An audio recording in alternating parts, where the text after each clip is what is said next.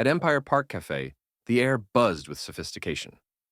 Nestled in the heart of New York City, this exclusive spot was a haven for the wealthy elite, a place where deals were sealed over $50 lattes and whispered scandals drifted between tables adorned with fine china. The cafe, framed by pristine marble columns and a cascading water fountain, embodied luxury at its finest. Sunlight streamed through the glass walls, casting a golden glow on the neatly arranged tables. The scent of freshly baked bread and exotic coffee blends lingered in the air, completing the picture of effortless opulence. At the most coveted table, right in the center of it all, sat Mike Tyson. His name alone carried weight, a living legend whose reputation extended far beyond the boxing ring. Though retired, his presence commanded the room, powerful, undeniable. Even among New York's elite, Tyson was the man everyone noticed, yet no one dared to disturb. Dressed sharply in a tailored black suit, his hands, once feared in the ring, rested calmly on the table. But there was something in his expression, a quiet hesitation as he skimmed the menu, brows furrowing ever so slightly. Across from him, his much younger wife, Marissa, was the image of modern elegance. Dressed in a designer ensemble, her jet black hair cascaded over her shoulders, like ink on silk. She wore beauty like armor, a flawless mask that hid whatever thoughts lingered behind her cold, unreadable eyes. A dazzling diamond bracelet encircled her wrist, but she wasn't admiring the jewelry. Her gaze was fixed on her phone, fingers scrolling mindlessly. Despite the serenity of the scene, something felt off. The polished veneer of the cafe, the effortless charm of the patrons, the luxurious comfort. None of it could mask the storm brewing just beneath the surface. The shadow at the edge of luxury. Outside the lavish Empire Park Cafe, just beyond the manicured hedges and the velvet ropes that kept the city's elite separated from the world outside, stood a boy no one noticed. His name was Malik. He was young, maybe 13 or 14, but the streets had aged him beyond his years. His hoodie, once gray, was now a faded patchwork of dirt and wear. His sneakers, barely holding together, had walked miles too many.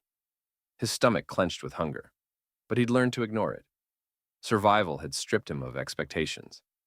No one offered him a glance, let alone a meal. But today, something felt different. The cafe was alive. Laughs, clinking glasses, the hum of effortless wealth.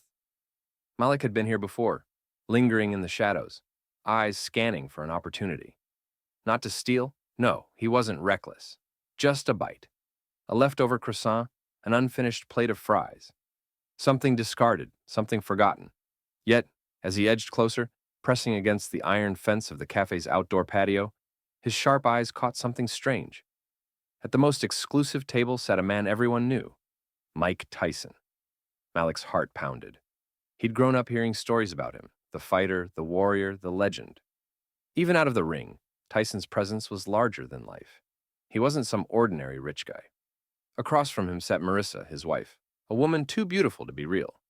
But something about her set Malik's instincts on edge. Her movements were precise, deliberate, too careful.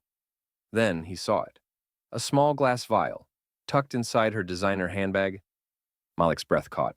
With the ease of someone who had done this before, Marissa twisted the vial open, her manicured fingers barely trembling. She glanced around, not nervously, but with the smooth calculation of someone who knew how to get away with things. Then, in one swift motion, she tilted her hand, and a clear liquid dripped into Mike Tyson's steaming bowl of soup. It was subtle, almost invisible. The liquid blended in instantly, disappearing beneath the rich aroma of seasoned broth. Malik's stomach twisted, not from hunger this time, but from something colder. Fear. Did he really just see that? His pulse roared in his ears as he watched Marissa stir the soup gently, her expression unchanged. Then she leaned in toward her husband, her voice low, her smile as sweet as poison itself. After all the trouble I went through, you won't ruin this now. Malik's legs locked in place. His body screamed at him to move, to leave, to disappear into the city like he always did. This wasn't his problem. Who would believe him? He was a kid from the streets, a nobody. Meanwhile, Marissa was dripping in diamonds, her world untouched by the kind of struggle he knew. But as he watched Tyson pick up his spoon, the steam curling around his fingers, Malik knew he couldn't stay silent. He had seen it, and he knew exactly what would happen if the man took a bite. Would you have done the same? If you were in Malik's position, standing at the edge of a world that had never once welcomed you, would you have spoken up? Or would you have walked away? If you were in Malik's position, standing at the edge of a world that had never once welcomed you, would you have spoken up? Or would you have walked away? Let me know in the comments. Type 1 if you would have shouted, "Stop!" Or type 2 if you would have walked away, afraid no one would believe you. And if you don't want to miss what happens next, hit that subscribe button and turn on notifications. Because trust me, this story is far from over. A silent crime in plain sight. Malik's breath came in short, quick bursts as he gripped the cold metal railing of the cafe's patio. His heart pounded against his ribs, a steady drumbeat of panic. Did he really just see that? His eyes flicked back to Mike Tyson, completely unaware, his powerful hands steady as he picked up the spoon. He wasn't just a legend, he was a survivor, a fighter. But even the strongest man in the world couldn't fight against poison. And Malik knew that was exactly what Marissa had just slipped into his soup. She sat across from her husband, the picture of elegance and control. Her expression was serene, her red lips curving in the faintest of smiles. There was no hesitation, no guilt, no flicker of doubt in her cold, calculated gaze. This wasn't an impulsive act, it was planned. Malik swallowed hard, forcing himself to think. What was in that vial? He didn't know much about poisons, but he knew enough to recognize how smoothly the liquid had disappeared into the steaming broth. No cloudiness, no change in color. Whatever it was meant to kill quickly and quietly. Tyson brought the spoon to his lips. Malik's stomach twisted violently. He could feel the words rising in his throat, a scream that refused to come out. His entire life he had been invisible, ignored, overlooked, pushed aside. No one ever cared what he had to say. Would they listen now? He clenched his fists, his nails digging into his palms. The cafe was alive with soft laughter, the clinking of fine china, the murmurs of wealth exchanging meaningless pleasantries. No one else had seen. No one else had noticed. Tyson was seconds away from death, and he had no idea. Marissa tilted her head, watching her husband with unsettling patience. She wasn't urging him to eat, but she wasn't stopping him either. She was waiting. Malik's body screamed at him to move, to do something, but his feet were rooted in place. What if he was wrong? What if he was just a dirty street kid accusing a rich, powerful woman? He'd be laughed at, thrown out, or worse. His fingers tightened on the railing as he forced himself to remember exactly what he had seen. She had done it when Tyson wasn't looking. The casual flick of her wrist, the way she stirred the soup so it dissolved instantly, the quiet, deadly confidence in her voice when she whispered, "After all the trouble I went through, you won't ruin this now." She wanted him dead. That was all Malik needed to know. Tyson's spoon was halfway to his lips. A single second stretched into an eternity. Malik's body acted before his mind did. He shoved off the railing, stumbling forward onto the patio, his voice cracking as he shouted with everything he had, "Don't eat that!" The world seemed to freeze. A fork clattered to the floor somewhere. Conversations cut off mid-sentence. Heads turned. Eyes locked onto him. Tyson's hand paused, his spoon hovering inches from his mouth. His eyes, sharp, observant, trained to assess danger in a heartbeat, locked onto Malik's. For a moment, neither of them moved. Then came Marissa's reaction. She turned her head slowly, her expression shifting from pleasant surprise to cold, simmering rage. "What did you just say?" Her voice wasn't loud, but it was sharp enough to slice through steel. Malik's heart hammered. Every part of him screamed to run, but he forced himself to stay put. "She put something in your soup," he said, his voice shaky but loud enough for the entire cafe to hear. "I saw her." Gasps rippled through the crowd. Chairs scraped against the stone floor as people leaned in. Tyson's gaze snapped to his wife. His face, usually unreadable, darkened. "Marissa?" She let out a sharp laugh, shaking her head. "Are you serious? This little street rat is accusing me of what? Poisoning you?" Tyson didn't answer immediately. His eyes studied her. Marissa's mask was cracking, just a little. But Malik had seen it. She wasn't outraged at the accusation. She was panicked. Tyson set the spoon down slowly. He didn't take a bite. Malik released a shaky breath. He had stopped it, but this wasn't over. Not yet. The crack in the mask. For a long, excruciating second, no one moved. The clatter of silverware had stopped. The cafe, once filled with lively chatter and the murmurs of wealth, was now consumed by a thick, suffocating silence. All eyes were on Mike Tyson. He sat still, his broad frame rigid, his powerful hands resting on the table. His spoon, just inches from his mouth, was now abandoned on the pristine white tablecloth, a drop of soup still clinging to its edge. His gaze, sharp as ever, cut through Marissa, his wife, his partner, the woman he had trusted. Across from him, Marissa's mask of elegance had begun to slip. The moment Malik's words had left his lips, she had gone rigid, too rigid. Her breath hitched just slightly, her pupils dilated in a way that had nothing to do with shock and everything to do with panic. But now, as dozens of eyes bore into her, she forced a slow, practiced smile. "This is absurd." Her voice was light, almost amused. But there was an edge to it, a tremor just beneath the surface. She turned toward the gathered crowd, her laughter like glass about to shatter. "Are we really entertaining the accusations of some street kid?" Malik's fists clenched at his sides, but he didn't back down. "I saw you," he said, his voice steady, despite the fear curling in his gut. "You poured something in his soup when he wasn't looking." Marissa scoffed, tossing her glossy black hair over her shoulder. "Oh, please.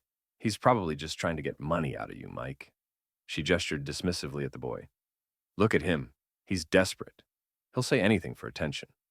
But Tyson wasn't looking at Malik. He was still looking at her, and something in his gaze made her shift uncomfortably.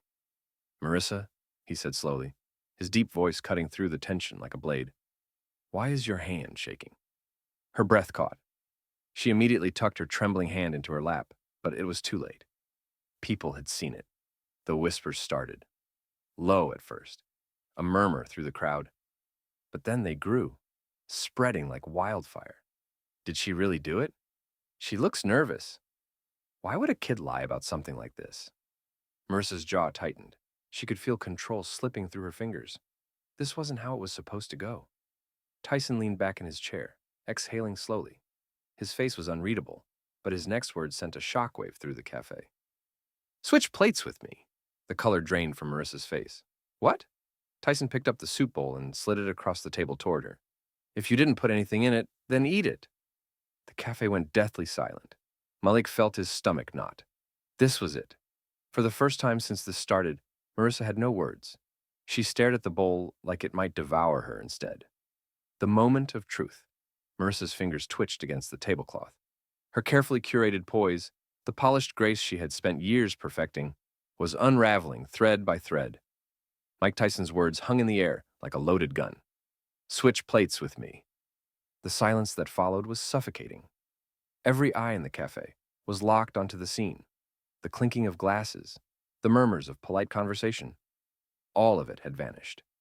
Even the waitstaff had frozen mid-step, trays trembling in their hands as they watched, waiting. Marissa's throat bobbed in a nervous swallow. She knew she was trapped. Her mind raced. How could she escape this? Could she turn it back on Malik? Could she make Tyson doubt? Could she laugh it off and play the role of an insulted wife, wounded by the ridiculous suggestion? But she had seen it in his eyes. The shift, the quiet simmering suspicion, the kind that couldn't be undone. He didn't trust her anymore. That realization sent a cold wave of dread down her spine. Slowly she straightened in her chair, forcing a chuckle, too forced, too tight. "Mike, don't be ridiculous." She gestured to the untouched soup. "I'm not hungry." Tyson didn't move. "Eat it." His voice was steady, calm. But his eyes? They were stone. Marissa hesitated for a fraction too long. It was a blink, a flicker of hesitation, but everyone saw it. And in that second, everything changed.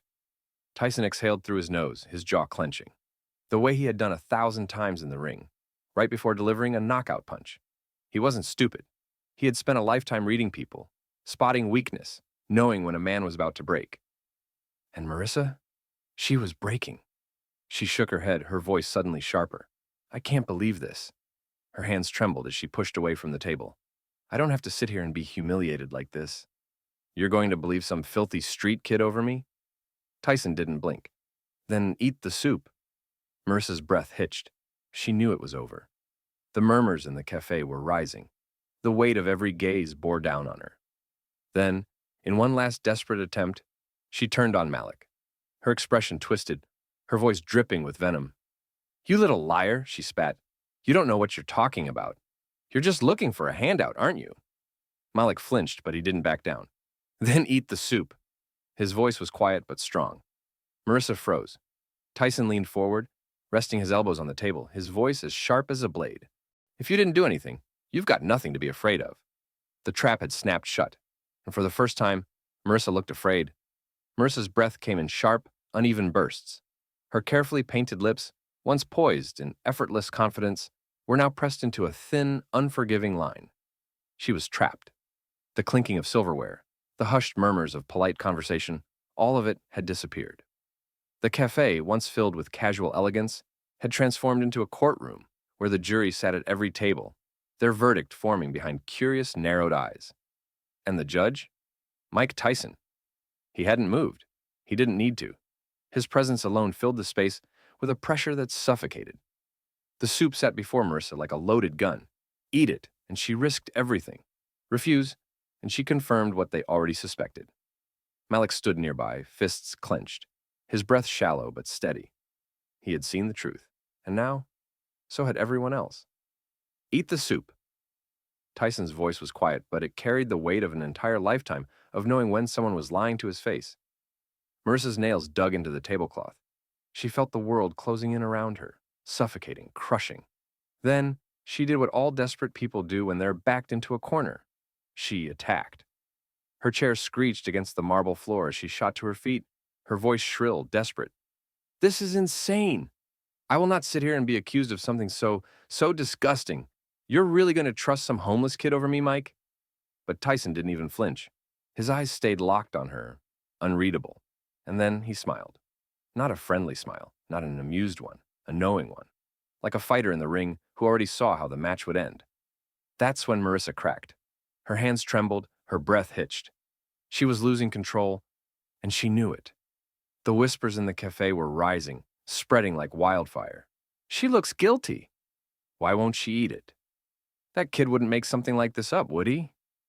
The weight of it all came crashing down.